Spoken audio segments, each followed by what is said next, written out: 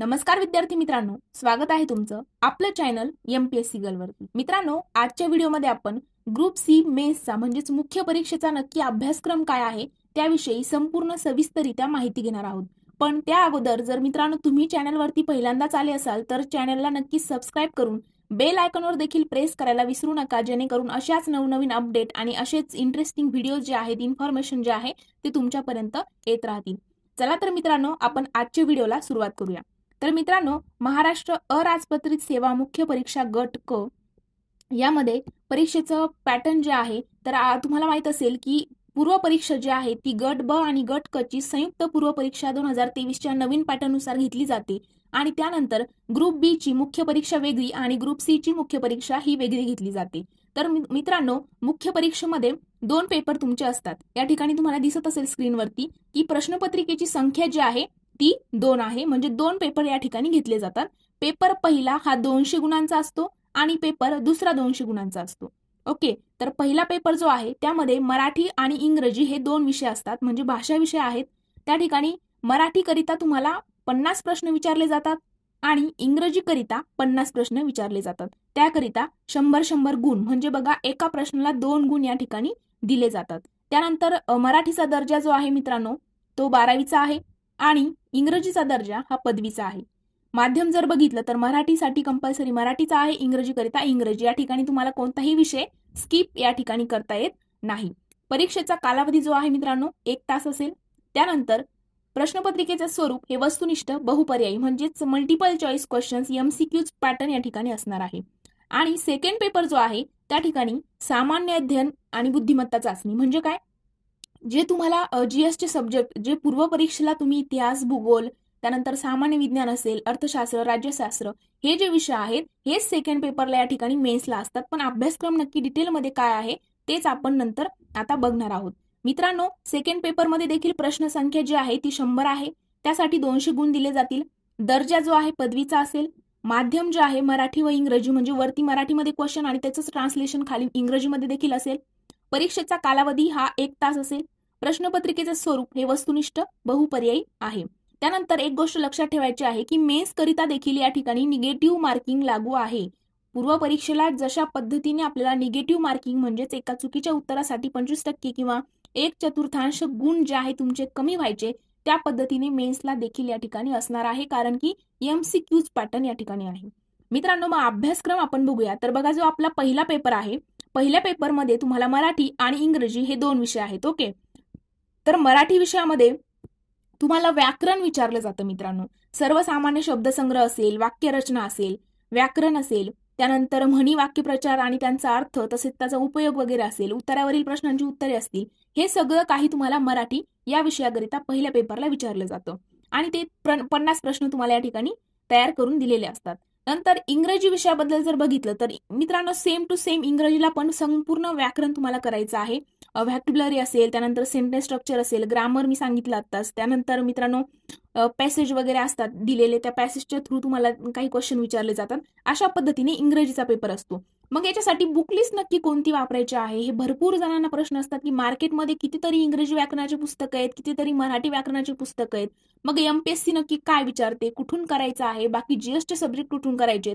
मित्रांनो, बिलकुल टेन्शन घ्यायचं नाहीये। याच व्हिडिओच्या डिस्क्रिप्शन बॉक्समध्ये तुम्हाला बुकलिस्ट जी आहे ती दिलेली आहे। 2024च्या नवीन पॅटर्ननुसार कोणती बुक्स रेफर करायचे आहे त्याची बुकलिस्ट तुम्हाला दिलेली आहे। लिंक डिस्क्रिप्शन बॉक्समध्ये दिलेली आहे, तो व्हिडिओ तुम्ही संपूर्ण बघू शकता।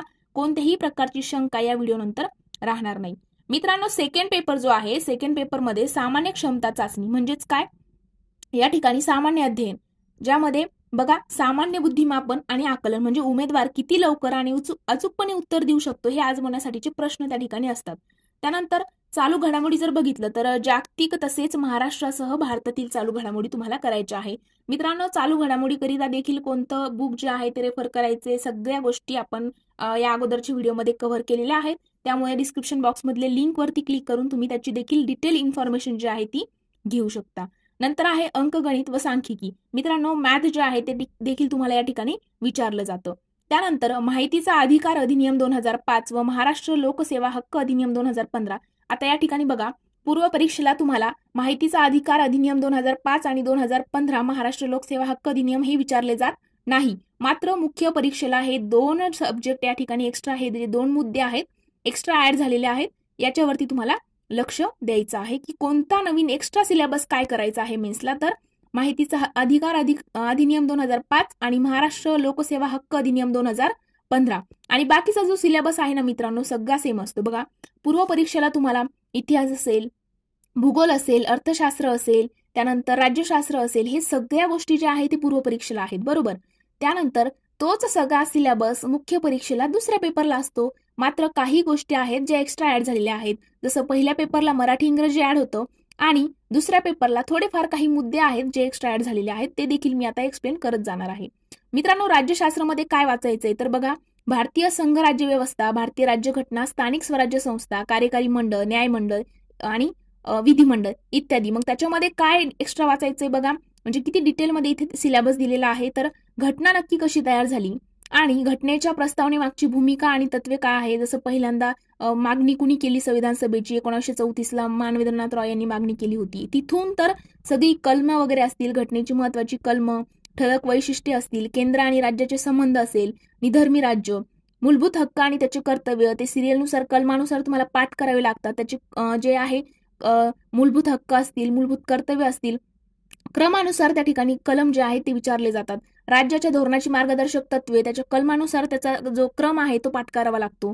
त्यानंतर शिक्षण असेल, युनिफॉर्म सिव्हिल कोड आहे, स्वतंत्र न्यायपालिका आहे, राज्यपाल असेल, मुख्यमंत्री असेल, त्यांचे कलम वगैरे असतील, मंत्रिमंडळ असेल. त्यानंतर बघा त्यांचं कर्तव्य नक्की काय आहे, म्हणजे मुख्यमंत्री आणि त्याच्या मंत्रिमंडळाचं कर्तव्य काय आहे, काय अधिकार असतील त्यांचे, त्यानंतर काय कार्य ते करतात.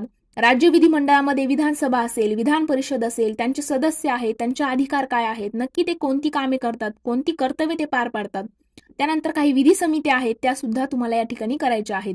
त्यानंतर इतिहासामध्ये काय करायचंय तर आधुनिक भारताचा, विशेषतः महाराष्ट्राचा इतिहास तुम्हाला या ठिकाणी करायचा आहे.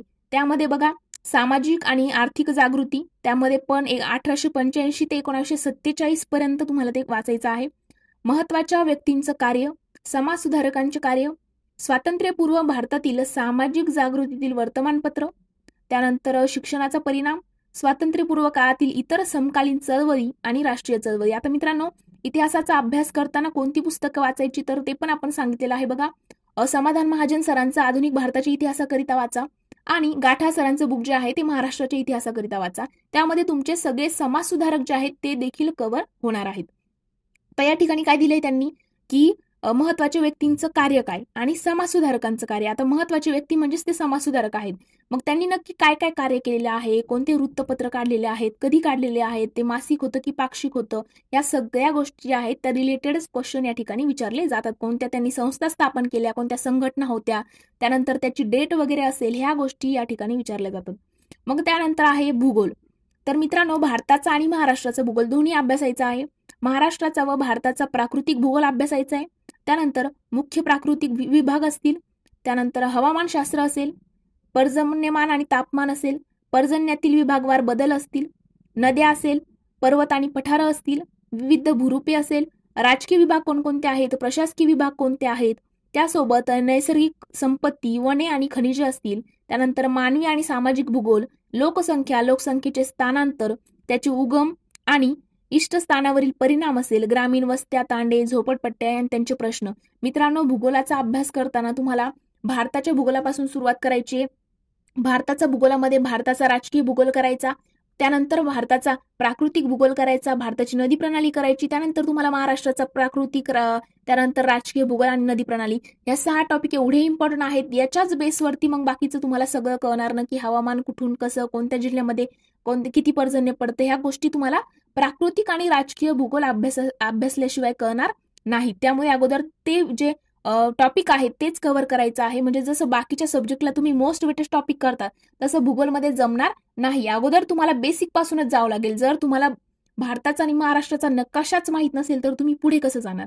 त्यामुळे अगोदर बेसिक पासून भूगोलचा अभ्यास तुम्हाला करायचा आहे. त्यानंतर बघा, पर्यावरणमध्ये मानवी विकास व पर्यावरण, पर्यावरणपूरक विकास, नैसर्गिक साधन संपत्तीचे संधारण, विशेषतः वनसंधारण, विविध प्रकारची प्रदूषणे आणि पर्यावरणीय आपत्ती, पर्यावरण संवर्धनामध्ये कार्यरत असलेल्या राज्य, राष्ट्र, जागतिक पातळीवरील संघटना असतील किंवा संस्था असतील, हे सगळं काही पर्यावरणामध्ये अभ्यासायचं आहे. नंतरचा विषय आहे सामान्य विज्ञान आणि तंत्रज्ञान. मी आत्ताच सांगितलं की मी सांगेल तुम्हाला की मुख्य परीक्षेमध्ये नक्की काय बदल झालेले आहेत. तर बघा, मुख्य परीक्षेमध्ये पहिला बदल काय असेल, मराठी आणि इंग्रजी 2 विषय एक्स्ट्रा ऍड झाले. दुसरं म्हणजे लोकसेवा हक्क अधिनियम 2015, माहिती अधिकार अधिनियम 2005. ओके, ते एक्स्ट्रा करायचे. पर्यावरण ऍड झालेलं आहे. आणि 5वं म्हणजे काय, सामान्य विज्ञान आणि तंत्रज्ञान. या अगोदर 2023च्या अगोदर सामान्य विज्ञान म्हणजेच सायन्स हा विषय तुम्हाला मुख्य परीक्षेला नव्हताच, मात्र आता ऍड या ठिकाणी आयोगाने केलेला आहे. त्यामध्ये मित्रांनो तुम्हाला फिजिक्स म्हणजे भौतिकशास्त्र, केमिस्ट्री म्हणजे रसायनशास्त्र, झुलॉजी म्हणजेच प्राणीशास्त्र आणि बॉटनी म्हणजेच वनस्पतीशास्त्र यांचा अभ्यास करायचा आहे. आता कसा अभ्यास करायचा, एवढं सगळं सायन्स जे 11-12ला आहे ते सगळंच करायचं का मित्रांनो, 6वी ते 12वीचे स्टेट बोर्ड करा. त्यासोबत सचिन भस्के सरांची बुक तुम्ही सायन्स सोबत ठेवा. त्याच्या बाहेर काहीच येणार नाहीये. प्रश्न जेवढे विचारले जातील क्वालिफाय होईपर्यंत तेवढे मार्क तुम्ही त्याच्यातून इझिली मिळवू शकता. काही स्पेसिफिक टॉपिक ठरलेले आहेत, ते टॉपिक तुम्हाला पकडता आले पाहिजे. आयोगाच्या PYQचं योग्य अनालिसिस तुम्ही करा. त्या ठिकाणी तुम्हाला कळेल की सायन्सला नक्की कसे प्रश्न विचारले जात आहेत. ओके, मग त्यानुसार तुम्ही ते प्रश्न जे आहेत ते टॅकल करू शकता. अर्थव्यवस्था व नियोजन याबाबत जर आपण बघितलं तर बघा, समग्र लक्ष्य अर्थशास्त्र आहे आणि भारतीय अर्थशास्त्र आहे. आता त्यामध्ये बघा, वृद्धी आणि विकास, सार्वजनिक वित्त, आंतरराष्ट्रीय व्यापार आणि आंतरराष्ट्रीय भांडवल. आता मित्रांनो या ठिकाणी सार्वजनिक वित्त जो टॉपिक आहे तो खूप इम्पॉर्टंट आहे.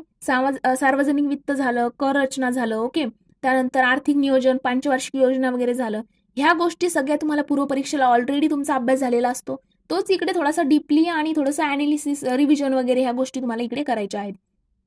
मग त्यानंतर भारतीय अर्थव्यवस्थेची आव्हाने आणि आर्थिक सुधारणा काय काय आहेत, भारतीय शेती आणि ग्रामीण विकास कसा झालाय, सहकार असेल, मौद्रिक आणि वित्तीय क्षेत्र असेल, सार्वजनिक वित्त आणि वित्तीय संस्था कोणकोणत्या आहेत, उद्योग आणि सेवा क्षेत्राचा विकास कसा झालेला आहे, पायाभूत सुविधांचा विकास कसा झालेला आहे, आंतरराष्ट्रीय व्यापार आणि भांडवल असेल, महाराष्ट्राची अर्थव्यवस्था कशा पद्धतीने आहे. याच्यासोबत मित्रांनो तुम्हाला जे वित्त आयोग आहे, वित्त आयोगाचे अपडेट, आता जो 16वा वित्त आयोग आहे त्याविषयी तुम्हाला थोडीशी माहिती जी आहे ती कलेक्ट करायची आहे. त्यासोबत म्हणजे तुम्हाला इकॉनॉमिक्स हा सब्जेक्ट जो आहे ना तो करंटच्या रिलेटेडच त्याचा स्टडी करायचा आहे. जसं इतिहास आहे, काही चेंजेस नाहीये, करंट रिलेटेड काही क्वेश्चन तिथे येत नाहीत. मात्र तुम्हाला इकॉनॉमिक्सचा जर अभ्यास करायचा असेल, अर्थशास्त्राचा अभ्यास या ठिकाणी करायचा असेल तर तुम्हाला करंटच्या रिलेटेड त्याचा अभ्यास तुम्हाला करावा लागेल. करंट सोबतच इकॉनॉमिक्स करावं लागेल. जसं आता तुम्ही सार्वजनिक वित्त वाचलं, मग त्या ठिकाणी काय असतं, आपला आपण अर्थसंकल्प मांडतो, कशा पद्धतीने मांडणार, नंतर कलम वगैरे कोणते असणार. तर तुम्हाला करंटच्या रिलेटेड काय करायचं, सपोज तुम्ही 2024ची एक्झाम आता टार्गेट करताय, मग 2024-25चा जो अर्थसंकल्प मांडलेला आहे तो कुणी मांडला, त्याच्याबद्दल नक्की आयात कशी झाली, निर्यात कशी झाली, कोणत्या गोष्टीमध्ये वाढ झाली, कोणत्या गोष्टीत घट झाली, ह्या सगळ्या गोष्टी करंटच्या रिलेटेड तुम्हाला माहिती पाहिजे. ओके, त्यामुळे अर्थसंकल्प तुम्हाला वाचून जायचा आहे. त्यानंतर वित्त आयोगाविषयी माहिती असेल, अशा करंट रिलेटेड ज्या काही गोष्टी असतील त्या ठिकाणी करायच्या आहे. कर रचनेत कसा कसा बदल झालेला आहे, कोणते नवीन ऍड झालेले आहे वगैरे, कोणता रद्द झालेला आहे, ह्या सगळ्या गोष्टी करायच्या आहे. त्यानंतर GDP चं गुणोत्तर वगैरे ह्या सगळ्या गोष्टी तुम्हाला करंटच्या रिलेटेड इकॉनॉमिक्सच्या वाचायच्या आहेत. तर मित्रांनो हा झाला आपला ग्रुप C मेन्सचा संपूर्ण सविस्तरित्या. या व्यतिरिक्त जरी तुम्हाला काही डाऊट असेल, म्हणजे स्पर्धा परीक्षेविषयी कोणत्याही प्रकारचा जर डाऊट येत असेल, काही डाऊट असतील, काही शंका असतील, तर ते प्रश्न जे आहे मित्रांनो आपल्या चॅनलच्या अबाउट सेक्शनमध्ये जायचं आहे. त्या ठिकाणी आपल्या इंस्टाग्राम अकाउंटची ID आणि टेलिग्राम ग्रुपची ID देखील दिलेली आहे. तिथे जाऊन तुम्ही मला पर्सनली मेसेज करू शकता. त्या ठिकाणी तुमच्या प्रत्येक प्रश्नाचं उत्तर जे आहे तुम्हाला मिळेल. त्यामुळे मित्रांनो व्हिडिओ जो आहे तो शेअर करायचा आहे आणि कोणताही डाऊट असेल तर तुम्ही तिकडे फॉलो करून आम्हाला विचारू शकता पर्सनली मेसेज करून. ओके, तर आपण आजचा व्हिडिओ इथेच थांबूया. जर व्हिडिओ तुम्हाला आवडला असेल तर व्हिडिओला लाईक, कमेंट, तुमच्या मित्रांसोबत शेअर करायला विसरू नका. Thank you so much.